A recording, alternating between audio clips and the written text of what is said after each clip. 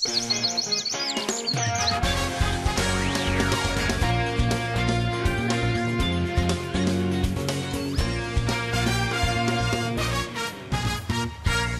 en welkom bij Simmer in Friesland. Gewoon wij zoet hier efter mij de hegen we maar Zwartjen van de zeilen van de IFKS-koetsjes. Van Cels, die binnen net, het kampioenschap is er net. Maar we zijn wel in Heeg, omdat er een heel soort oosterrijden is van Cels. Simmer in Friesland, vanuit Heeg.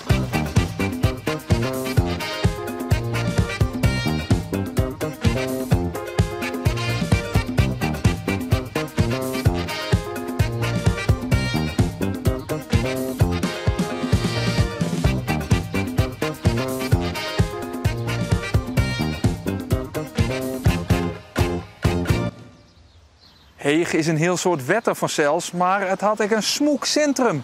Daarin zorgen we in een hoes dat je maar jocht authentiek nemen mij. Ik pak hier eens even een bedstee, hè?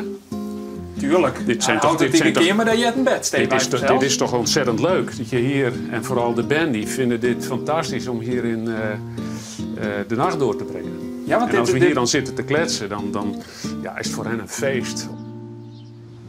We zijn het in Heeg. En van Cels hebben we ook hier weer in je voen die dus alles over Heeg vertellen kan. En dat is Kees. Kees, Heeg 2000 inwoners. Maar ook zo om je heen er binnen op San Simmerdij wel meer mensen, denk ik. Hier in de haven sowieso zo'n 100 op het moment. En als je de campings en de bungalowparken en dan alle particuliere bootjes nog bij elkaar nemen, dan schat ik dat we ergens tussen de 8 en de 10.000 mensen iedere dag verzwaardig kennen in Heeg. Kunnen we zeggen, Kees, dat ja, de jachthaven op San Simmerdij als Joert ja, toch wel een beetje het van Heeg is? Ja, zeker. Want dit brengt zo verschrikkelijk soort mensen vlak bij het dorp, vlak bij de ijskotent, vlak bij de terrasjes en de kroegen. Geweldig. Geweldig mooie jachthaven en het draait als een tierlier. Zullen we even in het dorp zien? Geen even naar het dorp.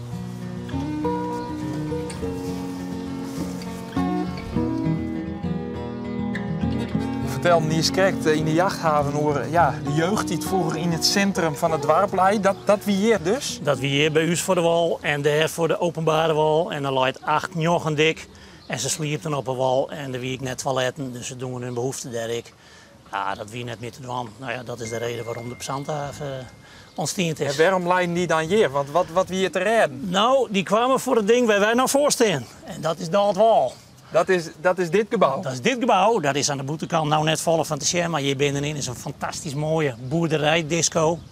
En daar ben mijn broers in 73 maar begint. Die hebben dit kocht. Het wie van een paker in de 40 van huis. Van nou de eerste dagen draaide dat als een tierlier. Want die jeugd wist Heeg al heel lang te vinden. En toen kwam er ik nog zo'n mooie discotheek.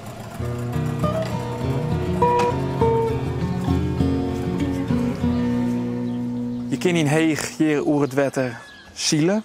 Zoals mijn zielboord hier. Je kan varren.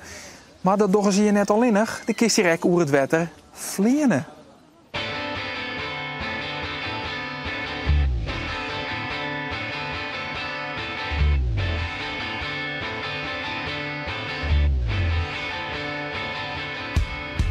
De zweeft echt als een gek door het wetter. Dat zwevende gevoel dat je ja, even gewichteloos bent. Ja, het is gewoon een fantastisch gevoel. Je vergeet even alles en je richt je alleen maar op het boord en op ja, de vrijheid. Ja.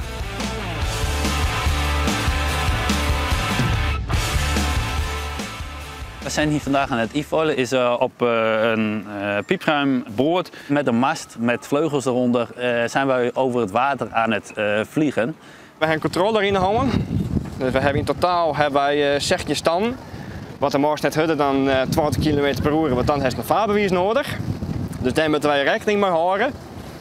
Maar voor de rest is het een trigger en daar kun je de snelheid maar bepalen.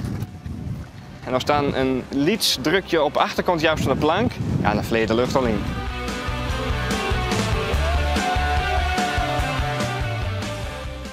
Centimeters op het boord verplaatsen kunnen al een verschil maken. En daardoor is het ook wel ja, wat uren oefenen om het boord goed onder controle te krijgen. De kerst wel aardig uitgaan, dus dat is echt de kick die het jouwt. Maar als het lekker rustig over het wetter wordt, lekker stil, dan kan dat ik. It's times like these you learn to love again. It's times like these time and time again. Kees, dit is het uithingboerd van Heeg. Dit is het uithangboerd van Heeg. Dit is de ziel. Dit is het hart van het dorp, het centrum. Hier gebeurt van alles. Hier bent terrasjes, maar het allerbelangrijkste is Aak. De palingaak. En de jongens zitten al aan boord, je hebt het. Prachtig mooi plaatsje. Hier is Heeg trots op. Dit hebben we in Heeg Machine alle maken. Heel soort vrijwilligers die hier aan mij werken. Het is een replica van een echte. Hier is de werf, waar ze vroeger in het echt maken waren. En Maarten, die zit daar aan boord. Die kan hier echt alles over vertellen. Die weet er alles van. We moeten even roeken. Maarten, we zitten nu op de Ielaak die hier in Heeg leidt. Maar waarom is dit zo bijzonder? Waarom leidt het hier? Nou ja, ik denk dat die palinghaken waren voor Heeg als dorp heel erg bijzonder. En het was ook heel belangrijk, want als je kijkt in Heeg en je ziet alle grote huizen, dan zijn al die grote huizen eigenlijk van de familie Visser geweest. En het was de reder vanuit Heeg die met die schepen voer. En die hebben tot 1930 hebben ze gevaren, van 1730 tot 1930. En allemaal levende paling naar Londen vervoerd om daar te verkopen. Dat is in de geschiedenis van Heeg echt belangrijk. Je kan dat gewoon zien. En er was net na de Tweede Wereldoorlog is de laatste palinghaak die is gesloopt. En er was geen palinghaak meer. Dus er moest eigenlijk, als je dan die geschiedenis toch weer tot leven wil brengen, was er toch eigenlijk wel weer een palinghaak nodig. En uiteindelijk is dan dit schip, een reconstructie van de originele palinghaken, is gebouwd hier in Heeg. Kunnen we even binnen, Sjen? Ja, natuurlijk. We gaan even naar het Roefke toe. Het Roefke. Het Roefke?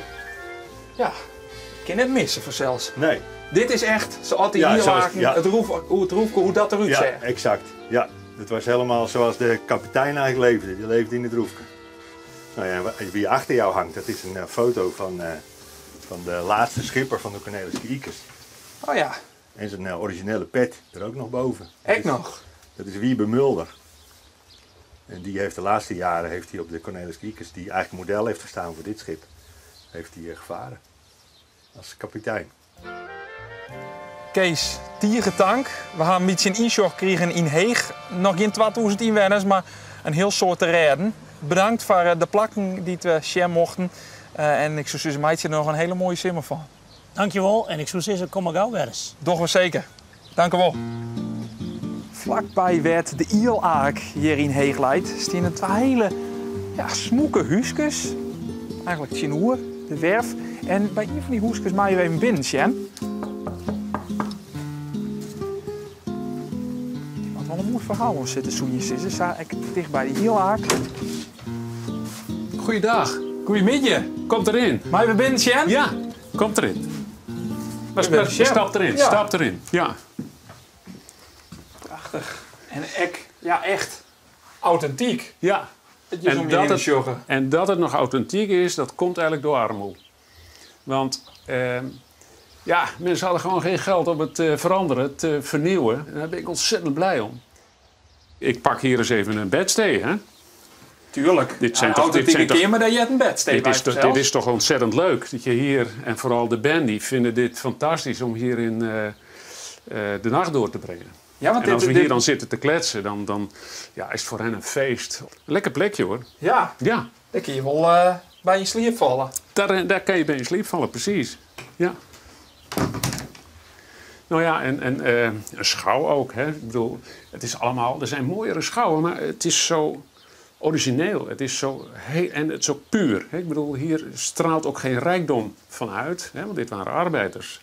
En ik laat ook even dit zien. Dit is ook zo'n bijzonder geheel. Ja, we hebben hier van die luiken. Nou, dat werkt allemaal nog helemaal goed. Hè. Die luiken zitten er volledig in, met deurtjes hier. Kijk, en dan heb je daar nog weer geweldige opbergruimte. En dan moet je hier in het midden zien. We hebben dus ook luiken, maar dat zit aan twee kanten. Ja. Ja? Prachtig. Nou ja, Willem, Tiergetank dat we even binnen zijn mochten in dit prachtige, authentieke plakje hier midden in Heeg. Ik zou zeggen nog een hele hoop wenkenotje, maar dat zal wel goed komen, denk ik. Dat zal wel goed komen, ja. En we zijn hier erg gelukkig op dit plekje en hopen hier lang te kunnen leven. Fantastisch. Snap ik. Ja, dank u voor jullie wel dat we even binnen zijn mochten. Heel graag. Een noffelijke dag. Mooi. Hoi. Wie dan misschien geen scootjes zien, maar Heeg broerse dags weer op Samanje. Morgen ben we in Sleert, zorgen we hoe het daar is. Eén ding is wis, in Heeg is het simmer in Friesland.